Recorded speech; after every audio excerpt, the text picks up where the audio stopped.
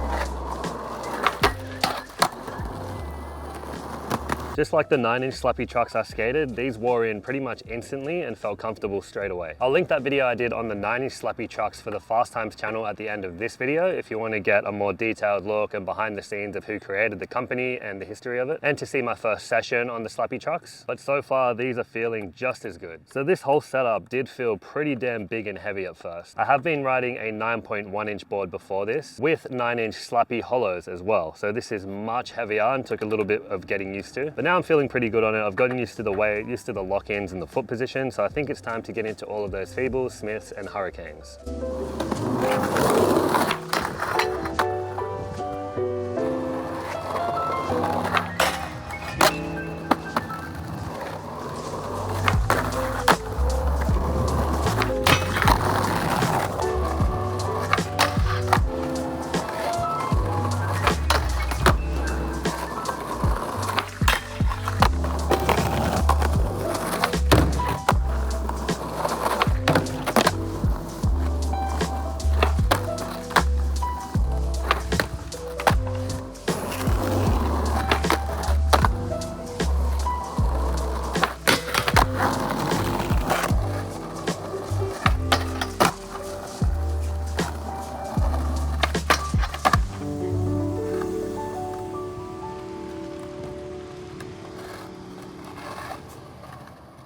These definitely passed the Kingpin dig-in test, and with no surprises since these do have the biggest grind clearance out of any truck ever, but it didn't feel like the Kingpin bolt was anywhere near the coping on any of the grinds then. And I was really trying to sag some of those grinds and try and get the Kingpin to drag into the rail, and I couldn't even get close, which is crazy. There aren't any square rails here, and I usually have the most problem doing Hurricanes and stuff on square rails with the angle of the Kingpin digging in, and I wasn't able to fully test that, although I did do a lot of the tricks on the shotgun rail, which is that double rail, which is a close closest thing to a square rail here, but I know even on a square rail, there's no way this Kingpin bolt is ever going to dig in or touch the actual rail. So I'm going to be so much safer with backside hurricanes on these, because that's the trick I've been hanging up mostly on. So these trucks are already skating so well, and I know they're just going to continue to impress me. But let's head out to some street spots and keep putting these trucks to work, because I'm really excited to skate all of the Slappy spots around this area.